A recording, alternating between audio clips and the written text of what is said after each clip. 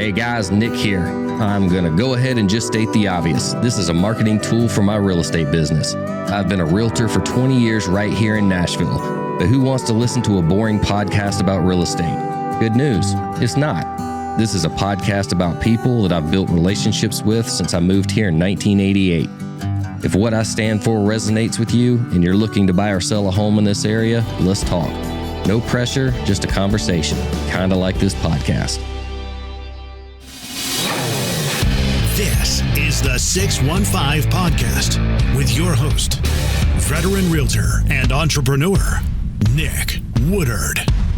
All right, everybody, welcome back to the 615 Podcast. Today, I've got a very special person on here that's been kind of a mentor to me for years. He is the founder and CEO of Benchmark Realty. Welcome aboard, Mr. Phillip Cantrell. Hello. Hey, buddy. Thanks for coming. Man, thanks for having me here. This is a long way down here in Spring Hill. So I just kind of wanted to have you on. We're going to discuss a whole lot of things, but I really wanted you to tell your story. You grew Benchmark Realty from you yourself to 1,800 agents now? Almost 2,000, actually. 2,000. Yeah, okay. It continues to grow. We're very blessed for sure. Well, I always want to have people on here that I can learn from, and you're literally only second on the list under my dad of people that I go to for advice in business and life. So. I've been called Mr. Woodard before, I think. Yes, absolutely. Usually not in enduring terms. I have always told you that you are my father, Bruce Woodard 2.0. So the funny thing is, he was a sales manager in the printing industry. He's conservative. His outlook on finances are conservative. Live on less than you make. Yep. Like that's you. Yep. That's 100% you to a T. That's it. So, but let's start a little bit with your background story. You've always had a mindset of leadership and entrepreneurial I can't even speak. Opportunity. First, tell us about your life before real estate. Well, to say I've always had that mindset is absolutely not true. That is a developed mindset over a long period of time. Graduated from University of Tennessee, Knoxville many years ago, back in the early 80s. I won't hold that against you. Had to throw that in there. I'll probably end up sitting my son there, and it's going to break my heart. That's okay. That's okay. If he needs mentoring or coaching, I'm happy to help him there. And it actually had full intention of becoming a military officer. Joined ROTC. I can see that. Reserve Officer Training Corps, and that was what I was going to be when I grew up, was an officer in the Army. And I don't know if you know about ROTC, but it's a 4-year program. And then when you graduate with a brown bar as a second lieutenant in the Army. First 2 years, no obligation. You attend classes, you do the drilling, you dress up in uniforms, you go camping in the woods and eat the chiggers and the ticks, and all that stuff for the first 2 years. And the second 2 years, in that middle summer, you sign a piece of paper that obligates you, and you start getting paid. You get, at the time, I think it was $100 a month.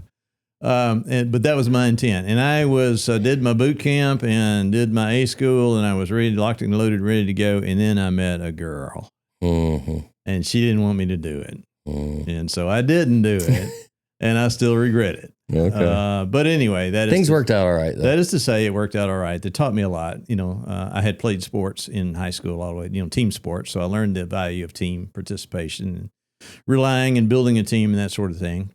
And then when I came out of college, then my dad and I started a printing company together. So you're talking about Bruce Woodard being in the printing business. My dad was in the printing business. My grandfather was in the printing business. So lazy college kid. Went right into the printing business. Hated every day of it. It was miserable, but we did fine. I mean, my dad was a good mentor and a good advisor, and we built the company up to where we had, 6 employees, and then a suitor came along and wanted to buy the company, so we sold it to him. But my dad at the time was younger than I am now, and his energy level was beginning to decline. Of course, I was 20-something, full of piss and vinegar, and still wanting to climb the mountain. And so it was better to sell the company rather than have a rupture in the family. Yeah. And so we did that. But it was a good experience. That actually was the first of 10 companies that I've either founded and or controlled in my career. I did not know that. I did not know that. Did not know that. So if you want, you've not read my book. You need to read my book. I bought it. I have it. You read it because this is in the book. About to crack it. If you put my track record in business and sporting team terms of win-loss tie ratio, so 4, 4, and 2, 4 wins, 4 losses, 2 ties, which I guess in business is really a loss also. That was the first one, and then multiple businesses. And I actually wound up staying in the commercial printing with other companies for a full 19 years. And along the way, started buying houses on the side and fixing them up, rehabbing them, and reselling them. They call that flipping now, but we didn't know that term. That term is purely invented by HGTV. So we just called it rehab investing, and that's what I did. So I actually left. I started doing that in 1988 when he sold Cantrell Graphics on the side. And so I had this parallel career, running a rehab business on the side and then running a commercial printing plant. And the last gig in commercial printing, I was the general manager of a 64,000 square foot printing plant that ran 24/7, 365. Didn't like commercial printing, wanted to be in real estate, didn't really knew what that meant, but I had this rehab business on the side. Do you know anything about commercial printing? A little bit. Dad was with More Business Forms and then Miami Systems. Yeah. Okay. So that's the business forms products vertical of the industry. We were commercial sheet fed printers. It's a brutal business. It's a mature commoditized industry, and ripping your competitor's throat out for sport is the way it's done. And that's where I got bottom line. Yeah. I mean, you'll lose a 20-year relationship over 3 cents per thousand. Yeah.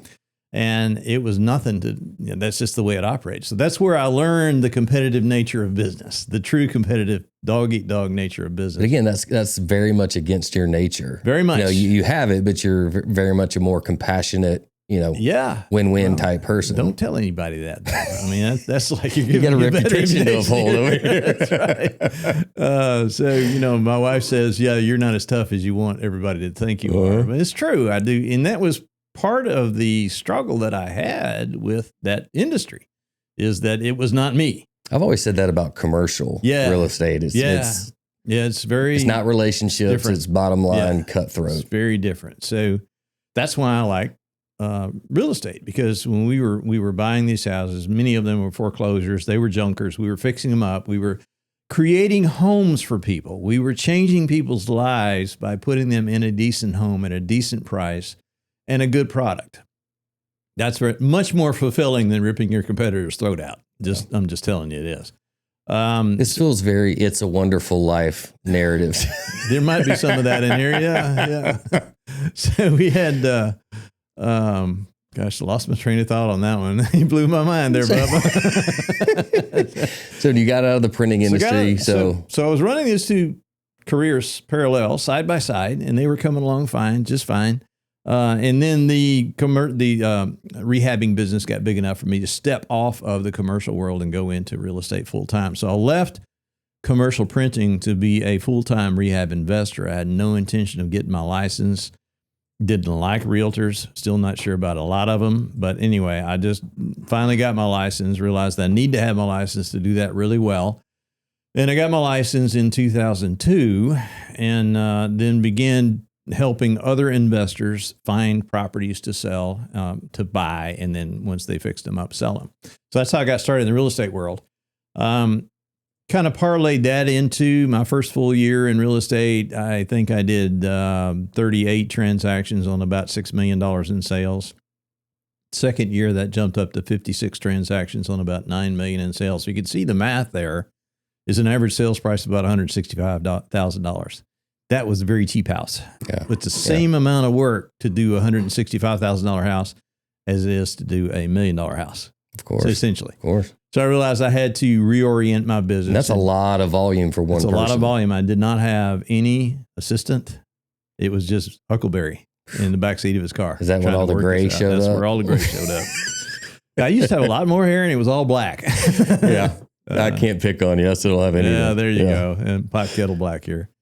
So anyway, I reoriented my business toward high-end new construction in Williamson County.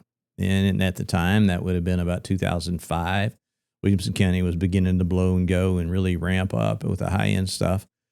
And we were selling houses that were average sales price $850,000, which would probably be $1.6 million, $1.7 million now. And we were doing a lot of them. So I went to my broker, and I never really worried about numbers. I was just serving people, and that's been my whole focus all along, just helping people get into properties, helping them find the right place. How many times we've had people on this podcast to talk about that? Yeah. What makes people successful? It's focusing on serving and not focusing on the dollar. You want to go there, son? We can go deep. You will never be successful as long as you're focused on the money. Yep. You will always be successful. It's the way God put the universe in place. You focus on the service to others. If you want to be more successful, find more people to serve. That's the secret to any business and any life, any relationship, really. So anyway, I founded Benchmark in 2006, March 19th of 2006, and started it primarily to serve 5 custom home builders that I had developed relationships with in Williamson County, and built the team up to about 13 agents. And I thought I was going to die fat and happy and fade off into the sunset with a nice little business until the mortgage crisis came along in 2007, which is really when it hit the high-end stuff, fall of 2007. It hit so hard, so fast. It was like somebody flipped the light switch off and forgot to tell us the store was closed. Yeah. It was hard. And here I am, Which is kind of right when I got into things. Yeah. So you have no idea what I'm talking about, do you? Yeah. Thanks. That's comforting. 4 kids, a wife, and a vicious ex-wife, and none of them work with me. So failure was not an option here. Yeah. And I had this new company, and I was like, oh, crap, I got to figure out what I'm doing. So I reformatted and relaunched the business under a separate model, a new model, relatively new model at the time. February 1 of 2008, literally staring at the abyss. And we built it up from there. And so tell us a little bit of kind of what makes that model different. So back up one notch, in the traditional world, what we call traditional real estate brokerage model, agent will sell a house, agent gets a commission. The commission is not paid to the agent, it's paid to the brokerage. And I honestly think that's a taxation thing. It's easier to tax one than it is to tax many, but that's my opinion. So the broker then will take a portion of that, a percentage of that, and then pay the remainder of it to the agent that brought the check in. So if they take 20% of it, that's an 80-20 split, and that's a pretty typical arrangement for this area at the time. And so what we did was said, okay, if the agent's not selling, that's a problem, because then there's suddenly no revenue, right? Yeah. There's no commissions to be shared. So we said, we got to figure this thing differently. So we switched it over to a fee-based model where the agent actually per transaction pays us a fee instead of a percentage of their commission. So they get to keep all the commission and we charge them a fee. That's lower revenue per agent, but it smooths out the revenue for us, and it smooths out the income, or dramatically increases the income for the agent. So less income per agent. What do you got to do? Get more agents. You got to scale. This model does not work when you do not scale. Trust me, I've been there.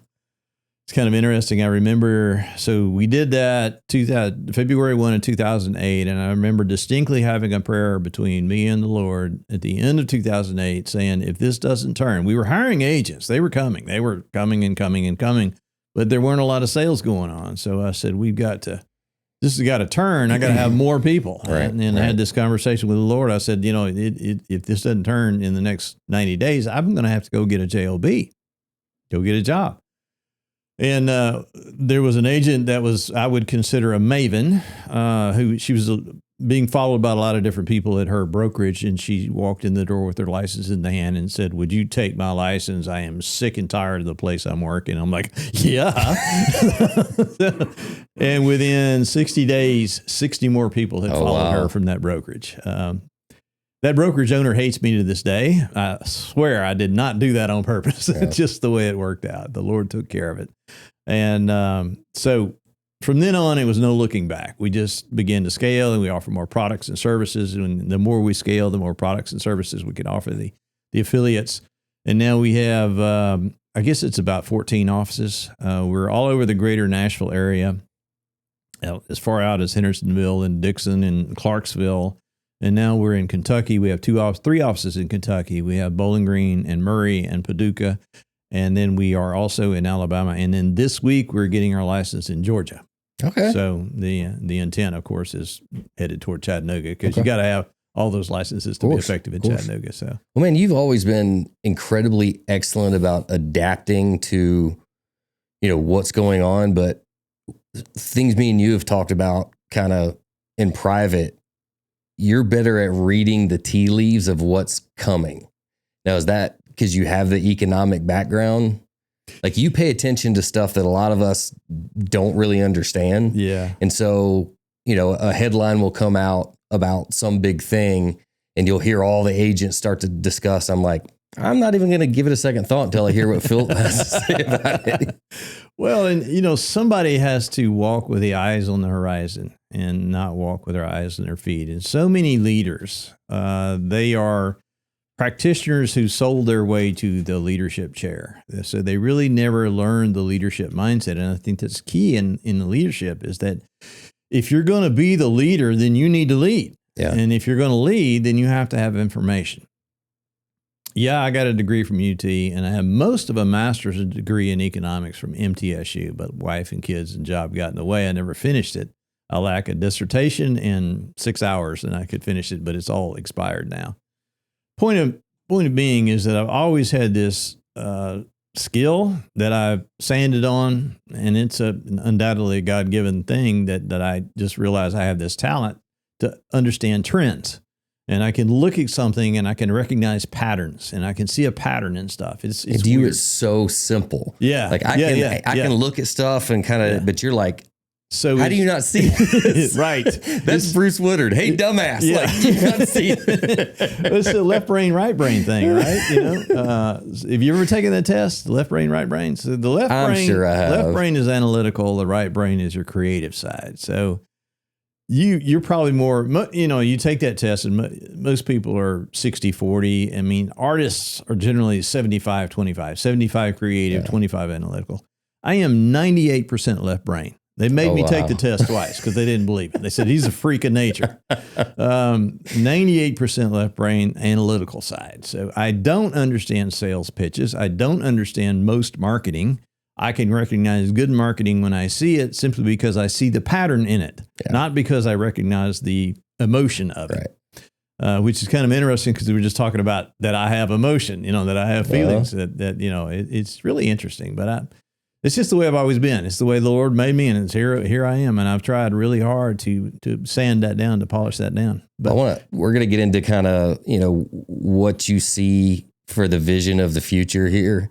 But first, what were you like as a kid? Were you business minded as a kid? You clearly were you entrepreneurial? You clearly have not read the book. No, I told you I bought it. I'm going to crack it tonight. I'm going to pour me a glass of good bourbon and sit and start reading your book. You probably need to. I can do that. It'll get really good after the second glass. I was the wild child. My brother, who is Dr. Cantrell, he is a PhD in geology, extreme scientific level mind.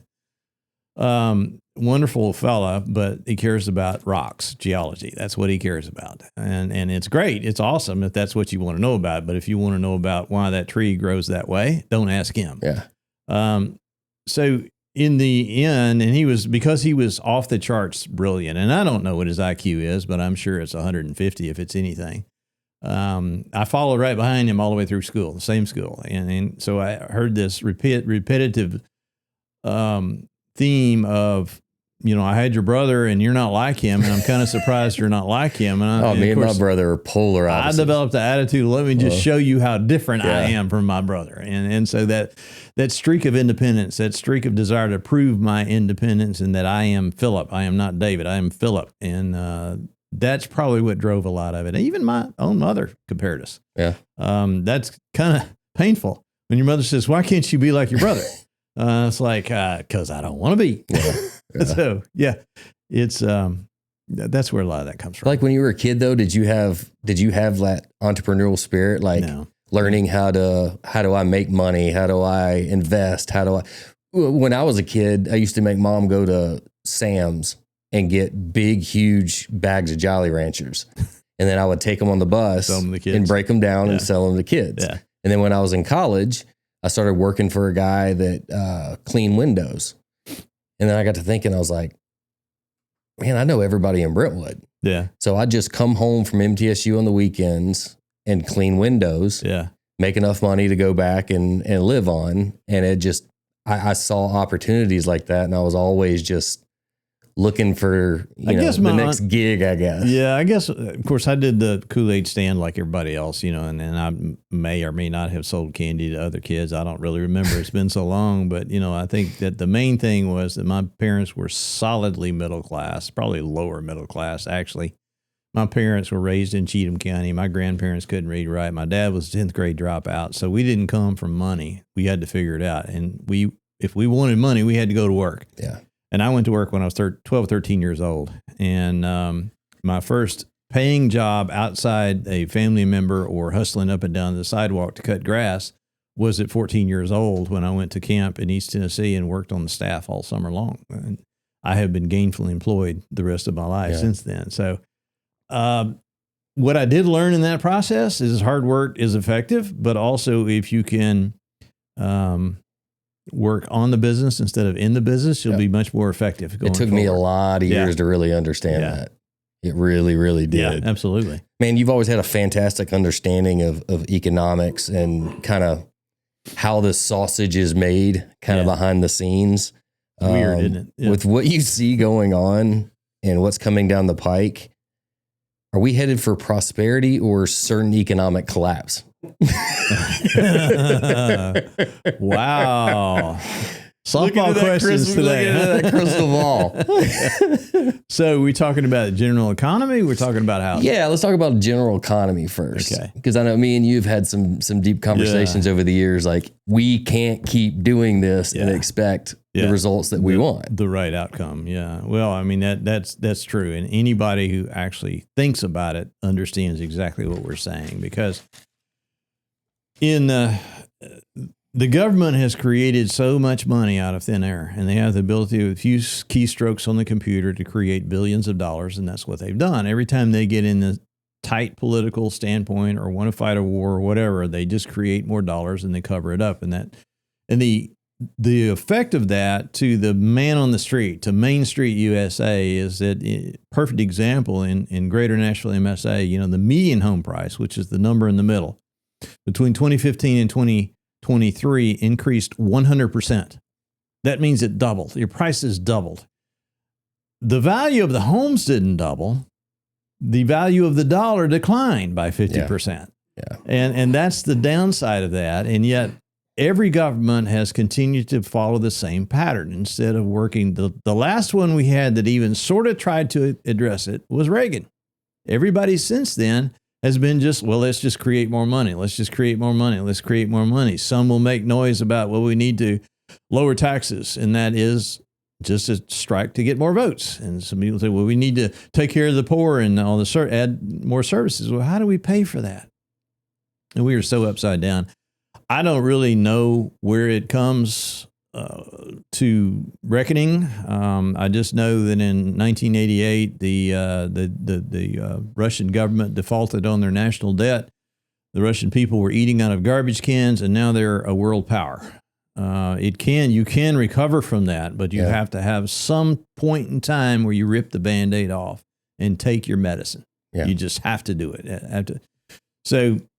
But things run in cycles. All right. We got 3 years of recession in real estate here. We're coming up the end of 3 years of a bad market. And then it usually is 10 years after that of a good market. And that probably would be dependent upon the government, the Fed, flushing more money into the economy to make it cheaper. I mean, they sort of kind of dabbled in that recently. And okay, that's a big conversation. So keep your head down, keep going forward. The bottom line is there are some things that I work hard, quit bitching. There's some things I can impact and some things I can't. And the Lord has given me enough wisdom to understand the difference in those two. Well, let's talk about, so I got a question here that it's kind of a 4-part question in 4 different categories, specifically about the real estate market here in Nashville. I don't know if of course you're seeing it from the inside. I'm just one agent. But it seems to me that there's so much pent up demand of everybody just sitting on the sidelines waiting. We know things are going to happen in the next, 12 to 18 months.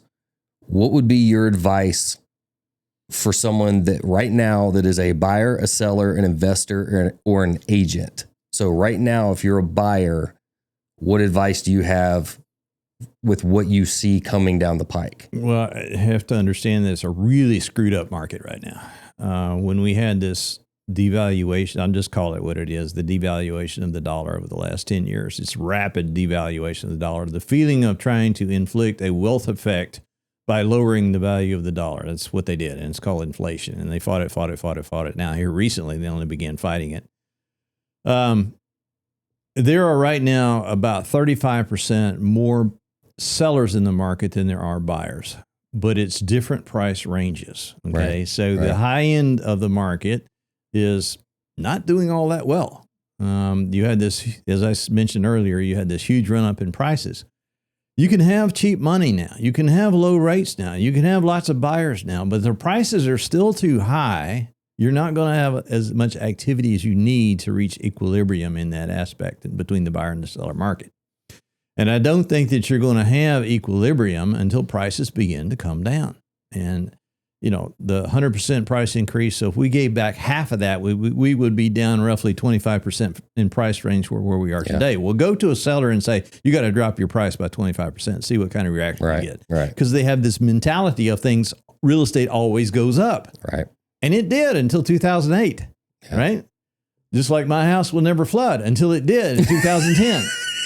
You know, like church membership will always go up until it didn't in 2020 when they locked it down. I mean, 60% of the membership left and didn't come back, by the way.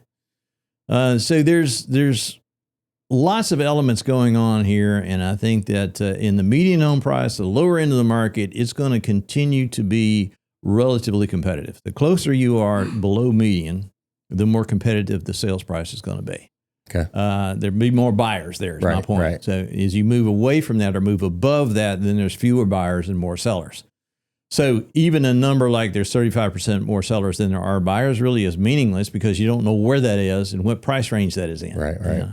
What area of town? What area of town? It has to do with geography. It has to do with schools. It has to do with price range. It has to do with just activity. I think that we have begun to see a bit of an easing. We were rewarded by immigration influx from California and the Northeast and, you know, high tax states. And I used the word rewarded with quotation marks.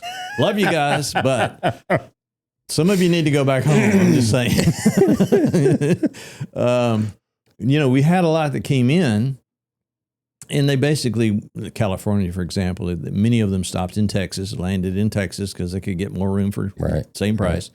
Another group landed in Tennessee if they wanted mountains and hills and lots of greenery. And if they wanted water or water, be close to water, they went to Florida. So that's why you had explosion in those population centers. Right. And that has served to keep the prices high because of higher demand. Now, I think we're beginning to see an easing of that influx of people from other parts of the country. I think it's kind of run its course a little bit, depending on what happens economically and governmental wise in those areas.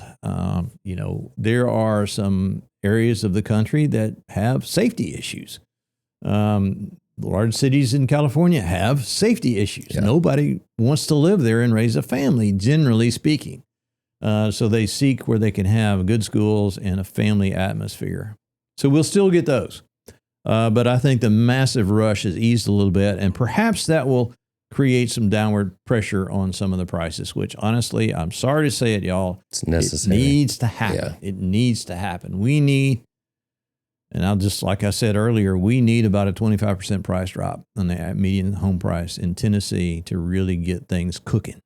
Now, do you think that'll actually happen, though, as rates come down? No, yeah. I think people are going to jump back in. Rates come down, stabilize, prices go back up. They'll just like a little small dip down and then right back up. And I'm, from the research I've done, is almost, I don't want to say overnight, but it's going to happen quickly. I think so. And, if you want to look at that from a business standpoint, so we've had for real estate agents, real estate professionals, we have had 3 years of quantum of solace, where it's just dead wind. There's no wind. There's no forward motion. And we went 6.5 million homes a year on a national basis down to barely 4 for the last 3 years. And we're still pointing at just barely 4 million this year. So they become accustomed to getting not really a lot of activity. Awesome. Okay. Gives you time to rebuild, gives you time to sharpen your skills, gives you time to get better at what you do, to polish your craft. And those that have, like you, okay, through podcasts and stuff like this, so commendation on this, those who have continued to dig and go after it and stay in the game are the ones that will come out of the gate stronger, faster, and better when it does turn. And they'll be the winners. Yeah. They'll be superstars, and they'll look like overnight successes, but everybody forgets they've been working like a dog for 4 years in the quiet, in the dark, doing the mundane things that it takes to be successful. I think that's kind of the frustrating thing is, it's fun for me because this is, the podcast and the social media and all that was nothing I was ever interested in. But me neither, but here I am. But I learned that it's necessary in order to grow your brand and survive kind of the downtime to do really well. Yep. The uptime. Yeah. And so many of them, though, sadly, have just sat on their back haunches and said, well, I'll just wait for the market to come back. Right. Well, when the market comes back, you're already out of the game. Yeah. You're done. So as far as an investor's concerned, my thought was for investors, stop looking at everything so short term. Like I have investors and rehabbers and stuff, of course, carrying costs destroy your profits. Oh, yeah. But I'm also telling people, hey, you have to prepare for more days on market and look at this as a little more longer term than an in and out game. Well, that's where I was going to go. The next comment I was going to make is that we were playing the long game here and not the short flip game. And you embrace that psychologically and fundamentally and emotionally, or you're not going to make it. Yeah. You gotta build that in. It's, carry cost is hard dollar cost. I get it. Build it in on the front end, just like you do the carpet and the paint and the roofing. And if you're not doing that, then you might get hurt. So what do you think as far as if let's say you're a seller right now, what are the things that are most important? I'm telling people right now, you can't play that list high game. You cannot sit there and go, well, let's just throw it on the market for this amount and see what happens. No. Houses don't sell for one of two reasons: price and condition.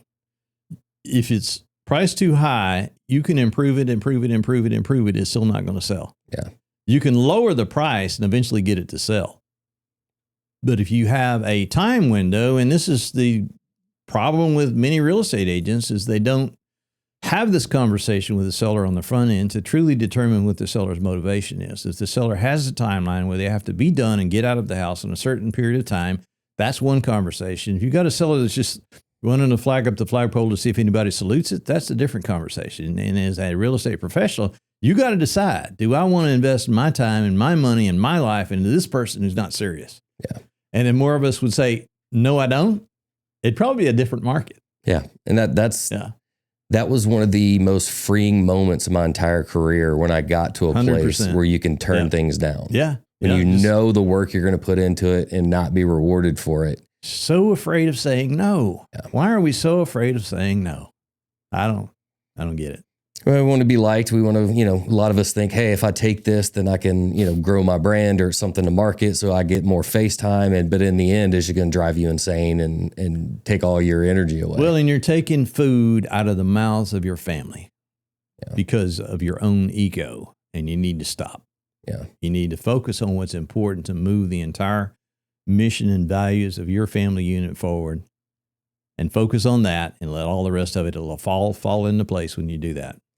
I'll kind of go back to something we kind of tiptoed on earlier, but your faith, man, you're unapologetically a believer in Christ. How does that affect how you do things in business? Now, I understand how it does things in life, but how do you operate your business model after Christ? Well, for me, there is no difference in my life and my business.